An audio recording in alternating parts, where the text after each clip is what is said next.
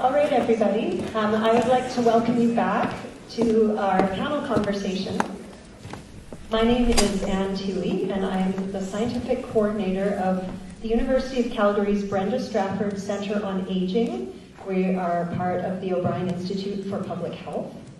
At the Centre on Aging, our overarching mandate is really to try to improve the lives of older adults, and we're really dedicated to supporting the work that you've seen presented tonight, because supporting and improving the lives of older adults needs to include the aging experiences of members of underserved and marginalized populations. So we're, again, really pleased to be able to support this work. Before I introduce our panelists, we do have a door prize, and so I'm going to, everybody get your raffle tickets out. And we're really pleased that this door prize has been sponsored by the Third Action Film Festival, a wonderful June event that looks at redressing ageism in the population through film. Highly recommend it. And now I'm going to reach in here and winning number is 2413066. Does anybody have that number? Once again, 2413066. You need to be here to win the door prize. So going once, going twice. I'm going to try another number. All right. 2413023. Anybody here with that number? I think maybe a few people snuck out at the break. Once more, the last two numbers, or the last three numbers are 023. All right, I'm going to keep drawing until we have someone here who can collect their wonderful door prize. All right, 2412980. Do we have a 980? I have a 980. All right, congratulations.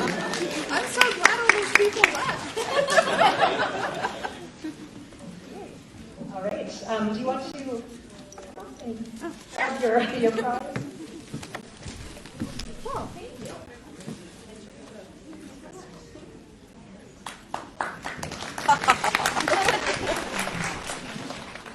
All right, well now I would like to give you a brief introduction to each of the panelists. And I'm going to start on the far side and work my way towards me. And you will recognize almost all of these folks from the documentary, but we'll start with Laura Pearce, who was born in Calgary. And as you learned in the film, she struggled with homelessness and poverty from a young age.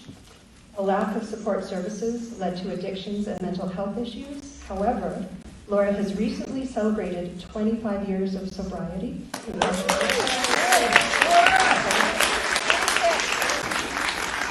Laura is a passionate advocate for safe, affordable housing for low-income Calgarians, and she continues to ask the government to become more involved in fixing the homelessness situation. Her collaborations with the Faculty of Social Work have allowed her to share her experiences through digital storytelling, through 2 co-authored academic publications, and as part of the Beyond Housing study documentary.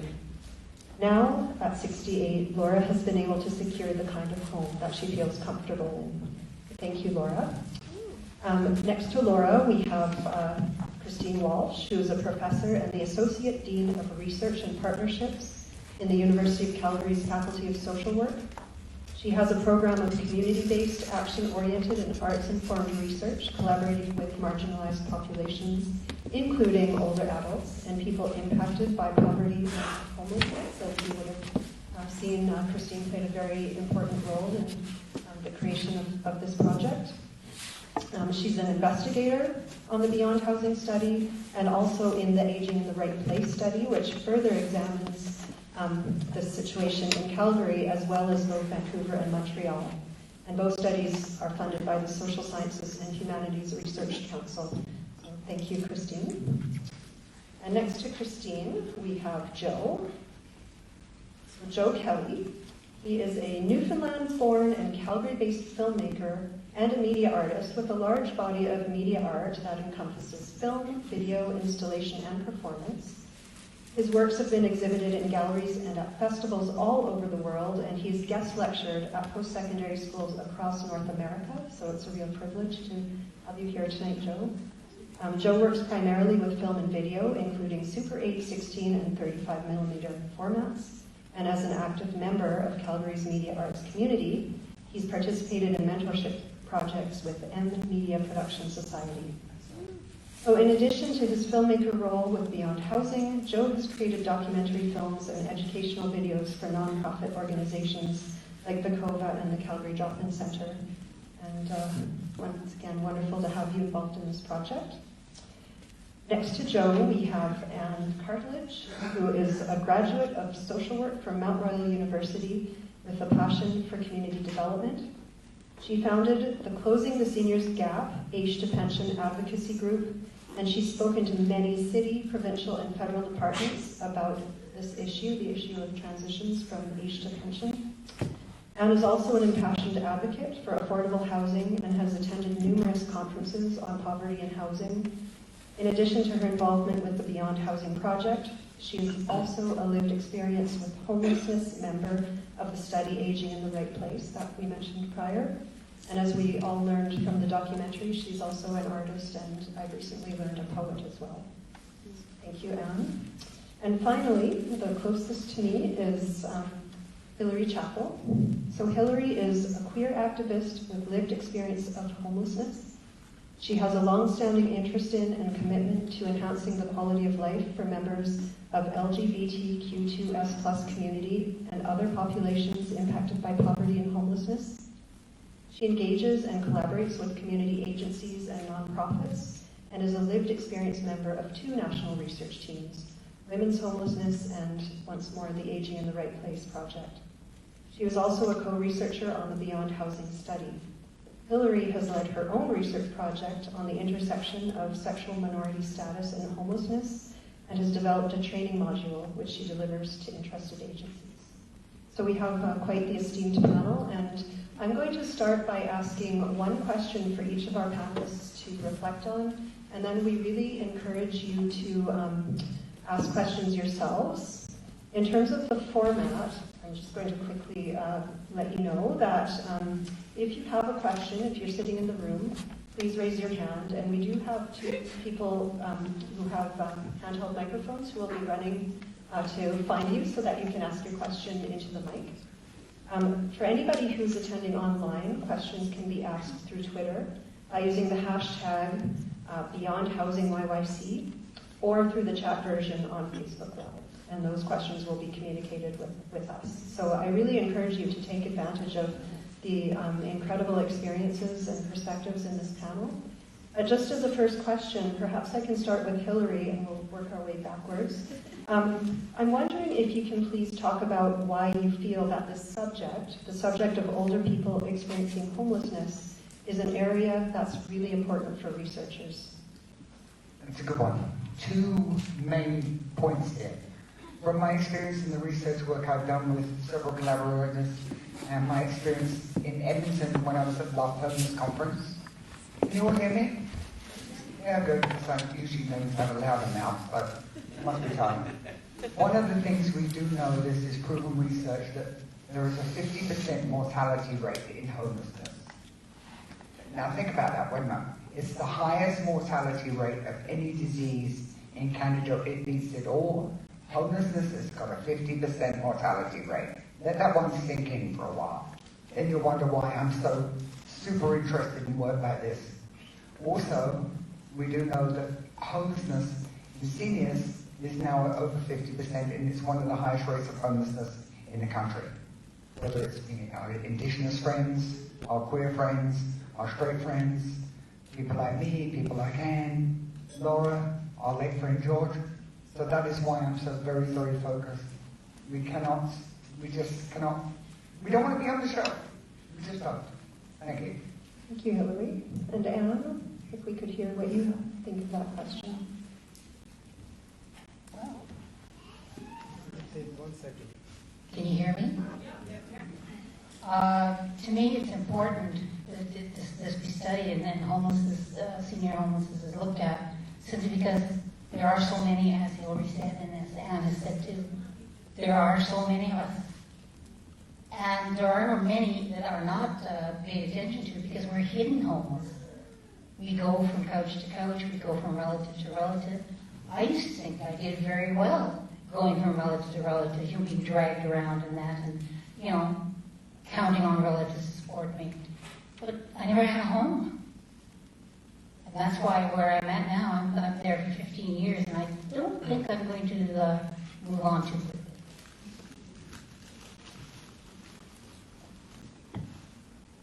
Joe, would you like to reflect on why you think this is an important area of research from the documentary perspective? Well, one of my first experiences that really opened my eyes, not being a social worker, but being a filmmaker, I had to go to we're shooting some extra footage to go with some documentary work that I was doing at the drop-in center, and we went to record some shots of the big common area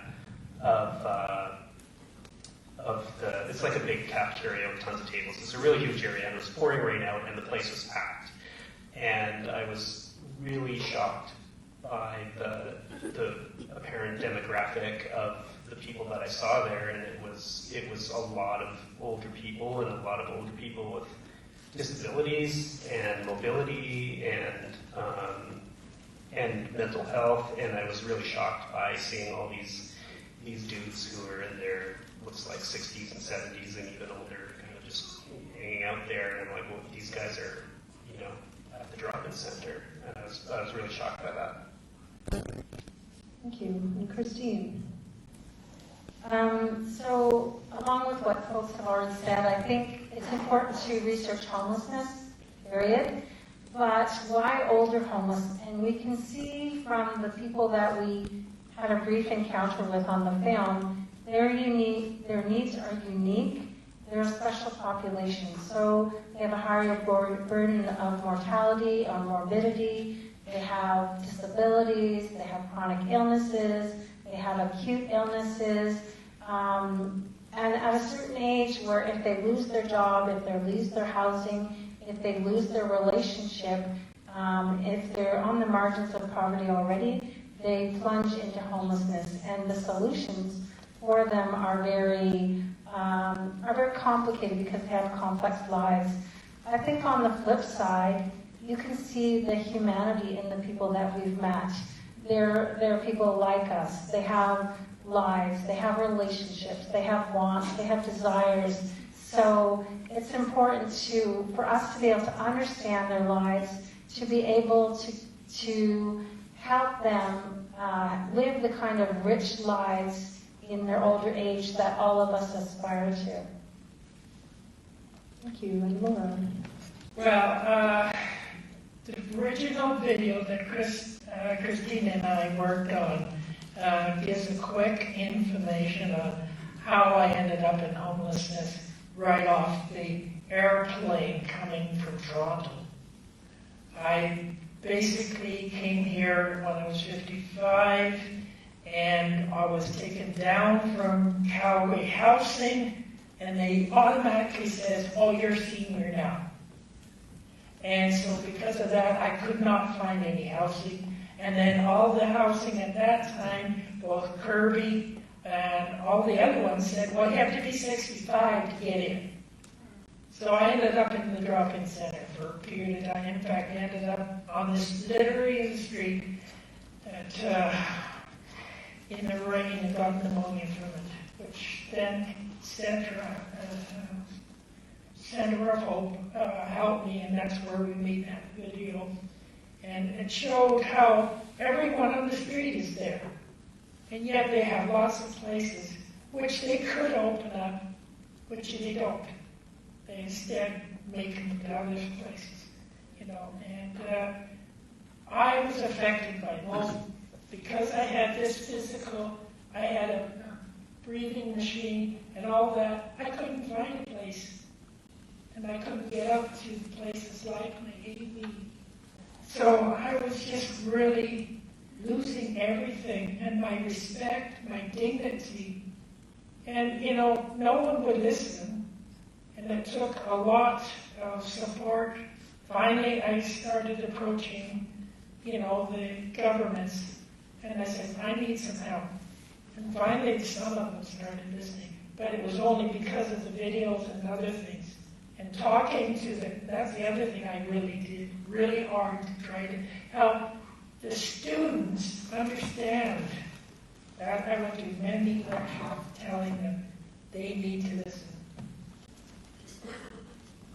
Thank you. So I think that there really is an underlying theme that there are many complexities and many things that those of us who are not involved in supporting or working with people experiencing homelessness are very unaware of. And so I think that the documentary film and the stories of the participants highlight how much challenges are really exacerbated, and also, as you know, each of you touched on the humanity as well, and the fact that we're all people who have similar needs and desires. So I really appreciate thinking through both how this is an excellent opportunity using documentary film to get across the complexities as well as the humanity. So thank you all for that. And now I hope people have been thinking about a few questions that they would like to ask our different panelists. And is there anyone who'd like to raise their hand, ask a question? We have a question in the front.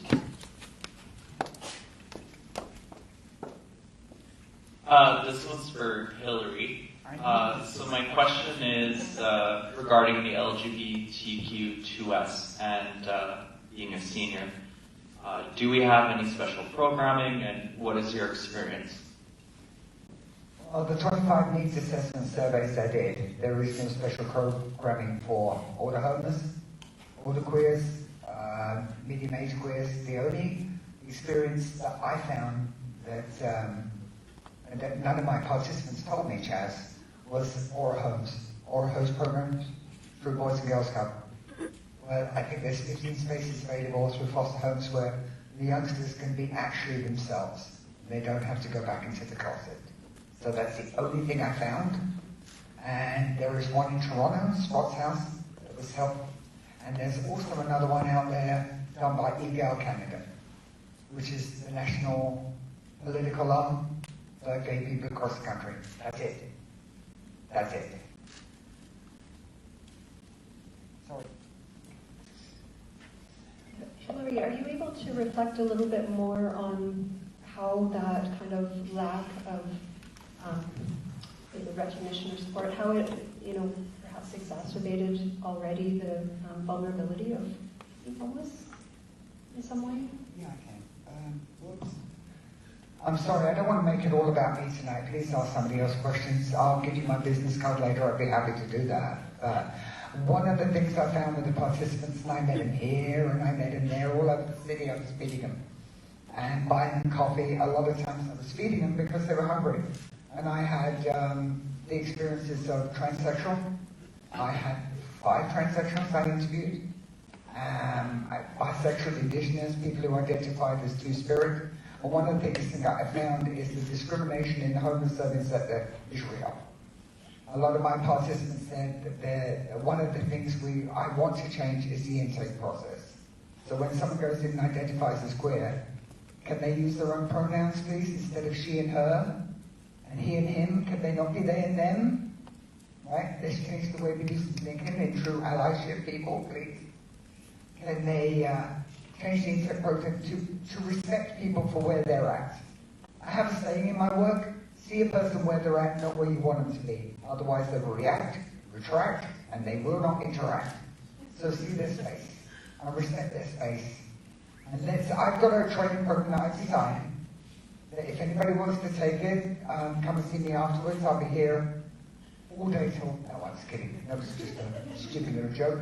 I'll be here till 9 o'clock, 9:15, come and see me, and I'll be happy to share the input with you, and I want everything to change from the intake process. I want the shelters to do the flags, the safe spaces, everything. And I want them to advertise the queer events that go on in the city. Make our friends feel welcome. That's what I'm doing right now, and I will not stop until it's done now. The discrimination from my community in the homeless service sector will end on my watch. That's a promise. Anne, can I add? Yes. So I would just like to say there's lots of research out there as the LGBTQ2+ community is aging. They're going back into the closet. It's not safe for them. So this is among the mainstream population. So these are the same folks who fought for the rights that we are enjoying today. They're going back in the closet in terms of healthcare, in terms of housing, because of they're facing discrimination. So imagine what that's like, and they have higher rates of morbidity and mortality than the mainstream population. So imagine if you add a history of homelessness, a history of some of the things that we find with people who are homeless on top of that. So this is a very vulnerable population that needs the kinds of supports that we're talking about in the film, but also supports that are sensitive to GLBTQ2+ issues. Thank you. Are there other questions? I see up near to the top. You have a question?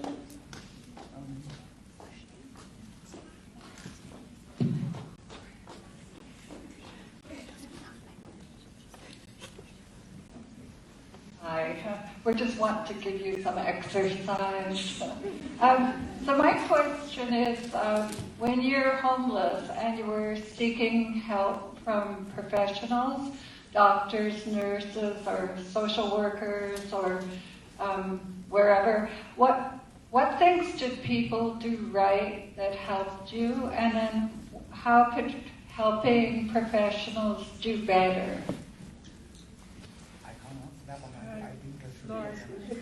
Could we Laura start, and then we'll move to our different participants?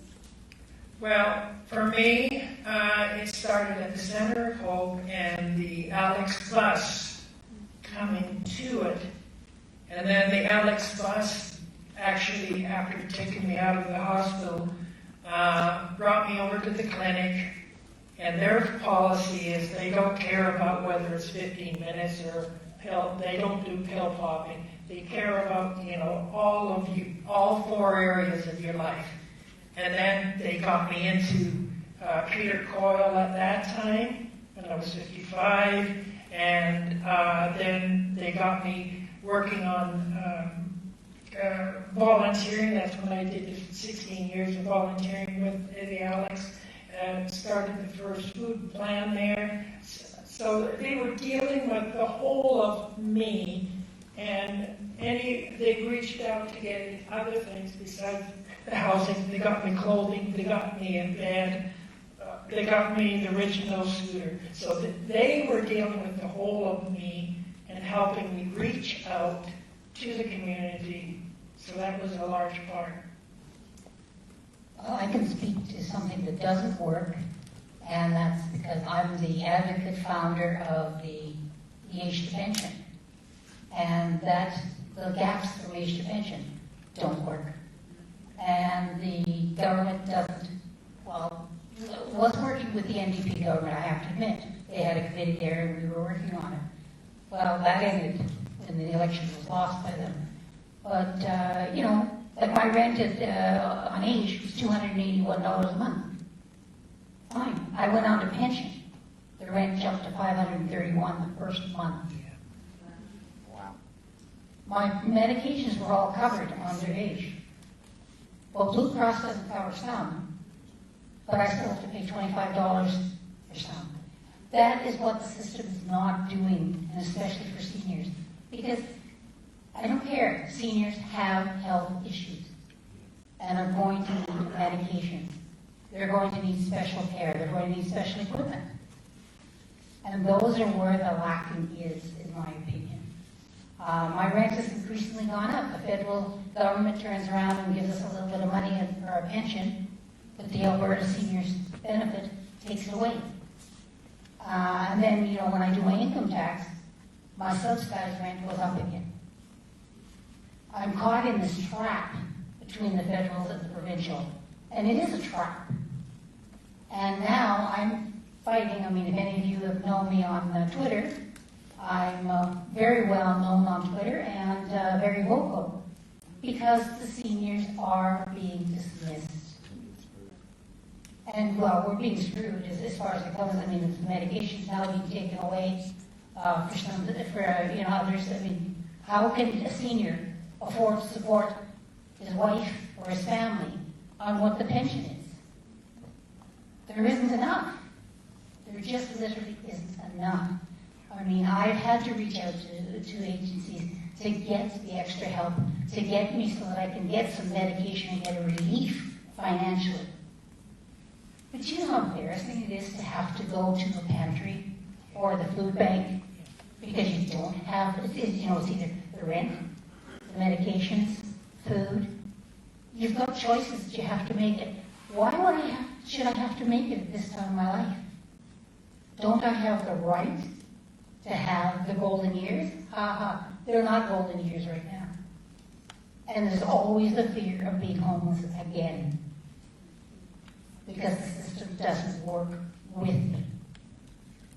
They work against me. And I mean, through working with Victoria, I found out more about myself and the hidden homeless.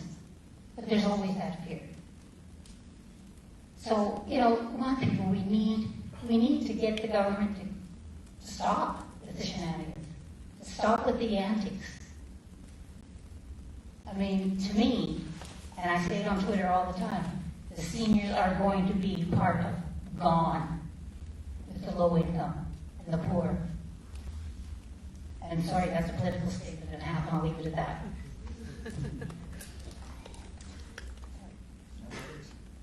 See, hello. You like me or not? Okay.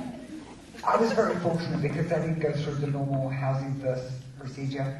Because when I met my wife, as you noticed on that little video, she's cute, isn't she? Anyway, she asked me to come live with her. She owns a house. So even though she's my wife and we were dating at that time, I'm also her tenant. Yeah, I know, it's weird, but it works. So I pay her rent on her mortgage, which is kind of strange to most people, but it works for us. So I never went through that program. And right now I'm applying to go on AISH because I have a disability that's getting worse and worse and worse. So it shouldn't be too much longer now. The doctor promised me less than 6 months. God, I hope so. We've been working on this forever. So what I'm saying is that I understand what Anne's saying, because when I'm a senior and go into pension, I'll have like $900 a month. That's it. And how do I help with my wife? And how do I help with our child occasionally who needs some help once in a while? I won't be able to do it. And that's what really frustrates me. Right? But there's nothing I can do except plead, beg, and yell and vote properly. Thank you. Thank you. I wanted to just add a little bit onto that, specifically perhaps speaking with Christine and Laura. One of the question highlights, well, some of the answers highlighted some of the gaps, and a big one that Laura mentioned is in housing, 55 versus 65. And I think I'm curious if you could reflect on whether those hard, fast regulations are starting to change, or if we still have this real issue with sort of the age-related eligibility for housing and other types of support services. When I was 55, yes, it was very hard and fast. Now, since then, they've made major improvements, not complete, but yeah, there's a big Silvera opening up with 100 and some odd in the corner. But then once I still have a question about the fact that, as you heard in this film, $332. Well, I went through that in 5 minutes kind of idea. I was losing $200. That's why I moved out of Aspen. Because I was losing $200. Because there was all the cost of medication, there was all the cost of my phone. I had to have a phone to have access calling me. There was other expenses, So that 300 that's not enough. And even one other thing that's happening in the news lately is that there was a service charge on the new low-income passes on the e-store. I refused to pay it, and I was going to go in the middle of the cold. I just got out of the hospital. I was going in the middle of the 65 below, whatever it was, pick up a pass because I wasn't going to pay that $250. And it turned out to be $266 because they charged tax on it. But, I might lose that even because they're increasing it a little bit each year on the pension. Well, they don't increase the low income on your low income pass. It's still what it was 10 years ago. And I would say, Anne, that's a good point. So Dr. Jennifer Houston and I, a couple of years ago, did a study looking at service providers, including landlords and tenants that were between just before 65. And they expressed serious challenges in trying to find housing that they can afford. So those are the folks that are living in insecure housing, are minutes away from being homeless, and they're the ones that are tumbling into homelessness. So I think, as Anne would advocate, fixing that gap between 55 to 65, particularly if you recall that people who are considered to be old age, who are homeless, that starts at age 50, sometimes 55.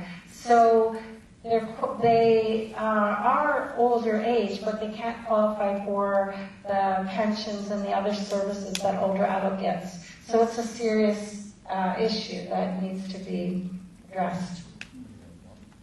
Thank you. Would any other panelists like to comment on that? Otherwise, I think we do have another question. But first, any other comments on that? Or shall we? I thought there's a question at the back. Hi, thanks very much to all of you. This is really amazing. I'm learning a lot. My question to you is, you obviously are very committed and passionate about this project and about the documentary, and I'm curious as to what you would like to see change or see happen because of your participation. Come on, man. I guess I get to get the first crack at this one. I'd like to see the changes in, of course, the age to pension, but I'd like to see changes in awareness of what people really are living. And also changes in family. I mean, we have got couples that are so busy having to both work, kids in daycare. Grandma and Grandpa just aren't on the radar. They can't be. I mean, and you have a lot of family being estranged from their children because their children are busy. And then you have people, like myself, sitting there by myself, not knowing what to do, and being alone. And there's a lot of seniors. Isolation is one of the biggest things that seniors suffer from, and also is a big killer. I mean, we had, I know a case where a person that I knew, she died in her own apartment. Not because she was isolated, she was trying to, build a life. But, she ended up, her health was bad enough, and she died. And it just went on from there. There's been many cases where seniors have died. You open the door and all of a sudden they're not there. I have management that are checking. If they don't see me in a week, it's like, okay, where the devil is she? She's not known to be this quiet. So, it's got to be changed. Just the attitude, the gaps in service, the gaps in the 50 to 55, 65. I mean, we apply for pensions at 65. I mean, that's another change that needs to happen. I'm not a stupid lady, but I'll tell you, those pension papers, they had me throwing them in the corner. They were enough to make me feel like I was really stupid. But I was, because of my training, I was qualified enough to know where to go to get the help. How many seniors are in that position? How many seniors are sitting there saying, well, where do I go to get the help? Who can help me? You know, there aren't. So we've got to become a community of people, citizens of Calgary, Alberta, Canada, that care about our seniors because they're the ones that have built what we have now. And they deserve better than to be ignored as cranky old bats. I think the biggest thing for me is the communications between the three governments. You know, the federal says, oh, we're going to take care of the seniors. They increase their pension. But that affects the city. Because then the city can't do certain things because they haven't got enough money to do something like that. And then now the provincial is taking away the money, and that's why they had to hand it over, and they're taking away access. For me, that's a major point.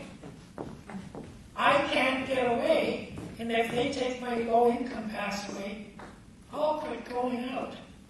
And I will be so depressed, I'll kill myself. That's how serious it can be for someone who can't get out. You know, if I'm isolated in my room because I can't communicate. I try to communicate through my computer to all the three levels. I know all my three levels. I have been involved in all elections since I was 19, trying to emphasize how my feelings are, especially on certain areas. And I think we all need to do that. You know, phone or all counselors, phone or, you know, email them, write them, and to all of them, say what our complaints are, how our housing is, how this gap is. This is what's going to work. One person, me alone, won't do it. You know, it needs all of us working together. You know what I suggest? It really doesn't like me, does it? One thing I would suggest, how about this? How about more affordable housing? Yes. Yeah. Right? Okay, let's get affordable housing going. Okay, I'm going to do what I do best, show a little passion here. My friends know what I'm like. We need it for the seniors. Let's do it for the youth. Let's do it for the families. Let's do it for the queers. Let's do it for the Muslims. Let's do it for the refugees. Let's just bloody do it. Stop the excuses and get it going. Affordable housing, wraparound services, mental health supports, and don't shut the safe consumption sites. You're going to kill people. That's what we need right now.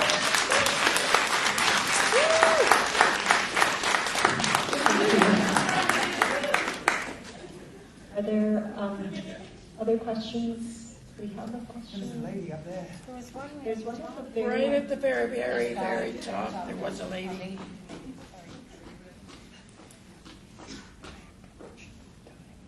Thank you. Good evening.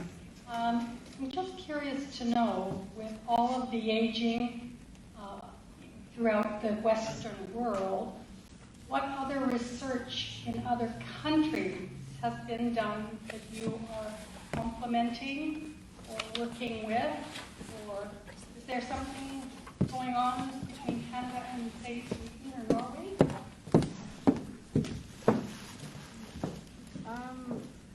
There's very little that's been done specifically looking at older adults. There's a couple of studies. One I've done with a team of researchers, another one out of Toronto, and a couple in the United States. But the next project we're doing, which we've applied for funding, we did phase 1 and we're going to do phase 2. and it's looking at models in Vancouver, in Toronto, Vancouver, Calgary, and Montreal. So we'll have a lot of data from that. Plus, we've partnered with international partners in the States and in Australia. So we'll be pulling all that kind of information together, because what we're really looking at is, you can see from the folks that you've met here today on the panel and through the documentary, there's not a one-size-fits-all in terms of the housing and types of supports that's needed. So who needs what is what we're trying to answer. And Dr. Lara Nexon's in the audience, and she's part of that team. So really, this research is relatively new, but trying to sort out the kinds of housing and the kinds of supports that are needed for this population. And when we talk about older homeless people, we forget that there's a huge range. So there's people that are in their 50s, but there's also people that are in their 80s and 90s, and what they might need are quite different things. So we don't want people to be dying homeless. We want people to find home when they're in old age. Thank you. I'm going to just quickly interject a question from part of our Twitter audience. And they ask, would it make sense to have senior housing under the health portfolio in government rather than in housing, given the mortality and morbidity associated with the lack of housing? Maybe, Laura, we can start with you and run across just a quick... Laura said she hasn't a clue.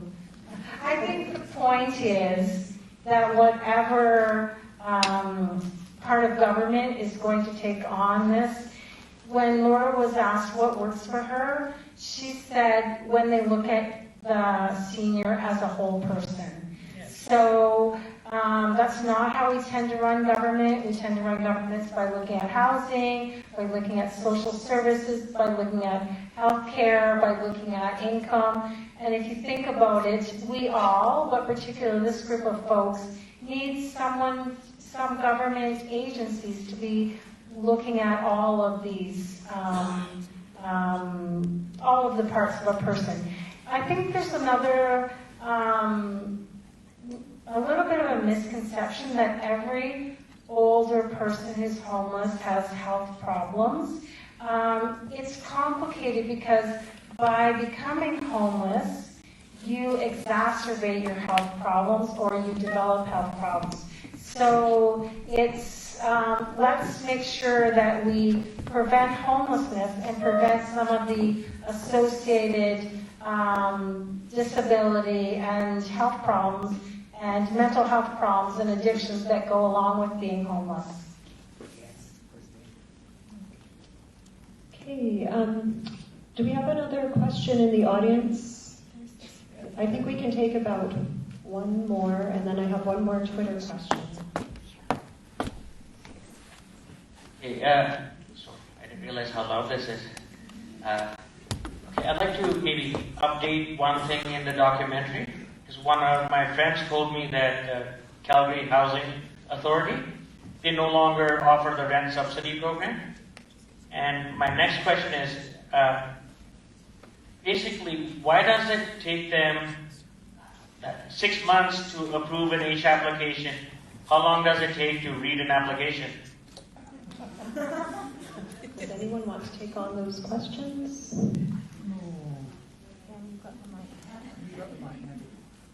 You've done it. I haven't yet. Well, I mean, my Calgary housing experience, the application was quite some time ago. I didn't know that they had done away with the rent subsidy program. That's definitely an area that I'm going to look into because it's one we need. And I think it's been mentioned by a couple of panelists, but the government cutbacks are serious and profound, and they're particularly challenging for these folks that are living on the margins. So these cuts are not benign, but they're striking at the potential for folks like the people in the documentary and others to live adequate lives. Thank you. We have another audience question, and then Thank you. Also having issues. Thank you so much. This has been a great learning opportunity. But I'm wondering, we clearly have a lot of support in this room for everything we're being talked about, but how do we get this information to the people who are making the financial and the political decisions around this? And is there an opportunity to show this documentary more widely? What are your plans for that? The biggest thing, which I already mentioned, is every one of you, please, email all three governments. That's the only thing that's going to do anything. As for what's going to happen with the documentary, I've entered into a couple of film festivals, and if anyone has any ideas or wants to have it presented anywhere, let us know. And we just got to this point, and now we're looking at what we're going to be doing for distribution. But there's actually a lot of film festivals around the world that have themes of social justice and things like that, so there's an opportunity for that. But Victoria's original plan was she's a researcher, but she wanted to present research in a unique way by telling stories and overlaying stories with research, like the qualitative and the quantitative research, and combining them in a really meaningful way. So really the film is for the policymakers, so we need to get them to see it.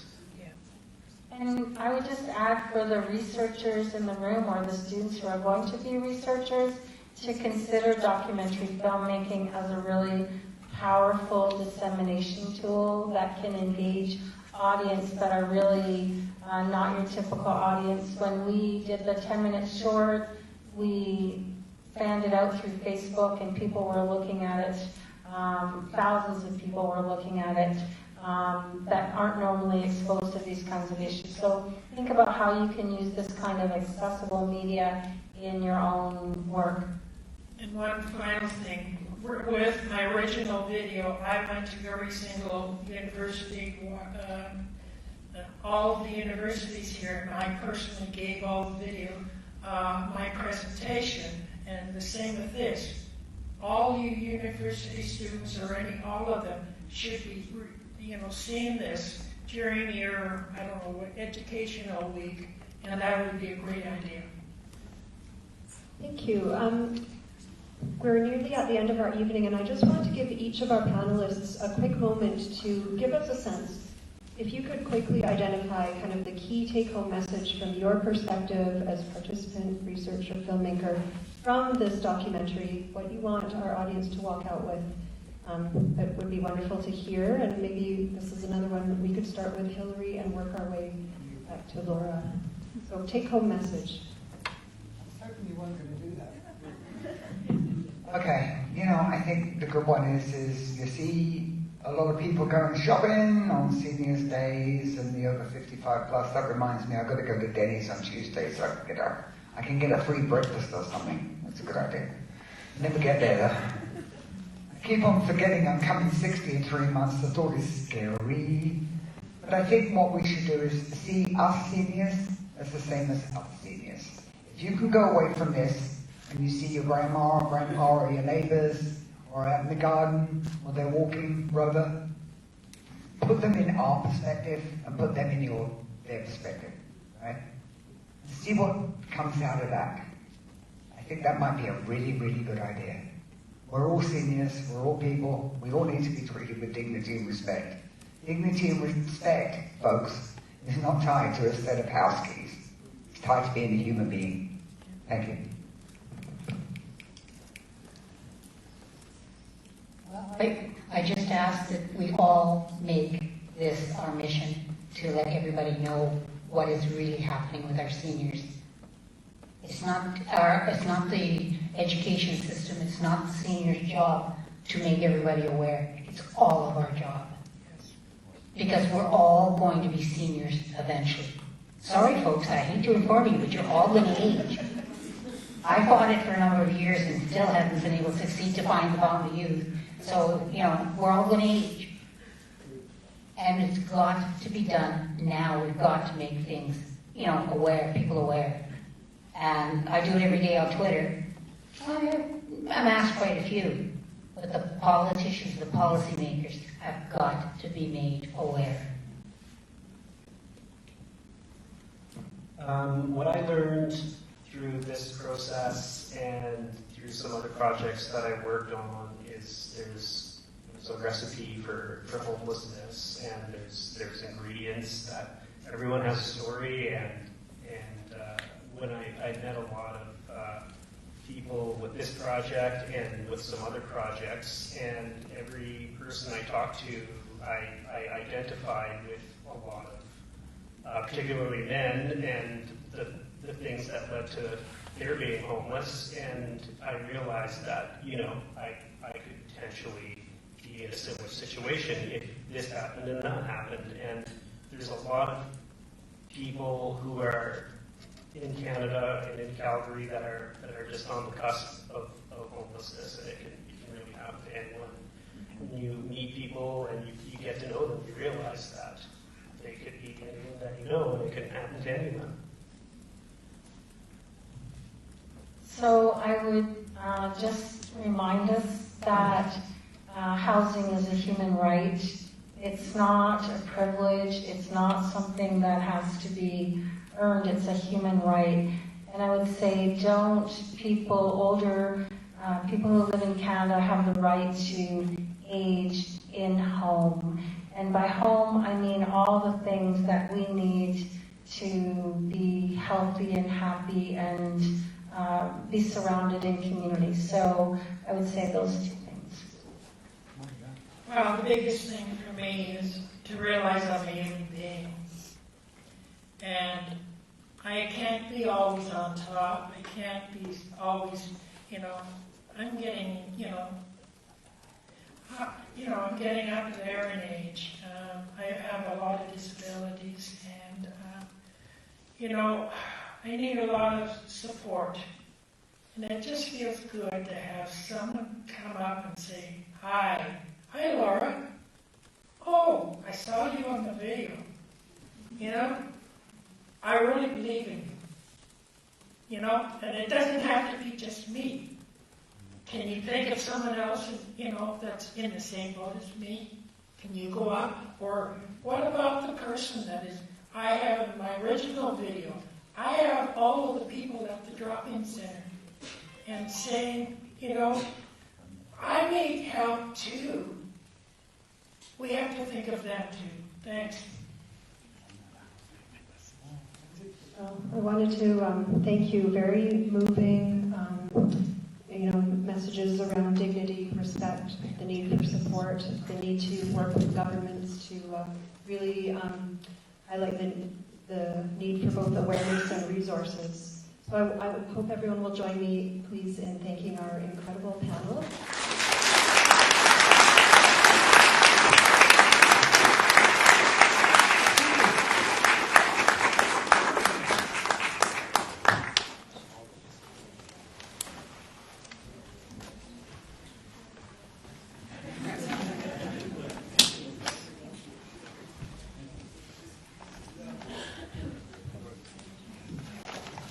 I want to just quickly thank the partners who presented this, the University of Calgary's Faculty of Social Work, our wonderful community partners, the Third Action Film Festival. Please do consider look at their website and attend the festival in June. The Street Cred Project, the O'Brien Institute for Public Health. I want to thank everyone for being here and for taking away your learnings and hopefully taking some action here. And just a quick reminder that the O'Brien Institute for Public Health is celebrating their 10th year of impact, and so tonight's screening of the Beyond Housing documentary was the first offering in a year-long public health-themed documentary series, so please watch for these throughout the year. And thanks again for coming and listening and being engaged tonight. Thanks.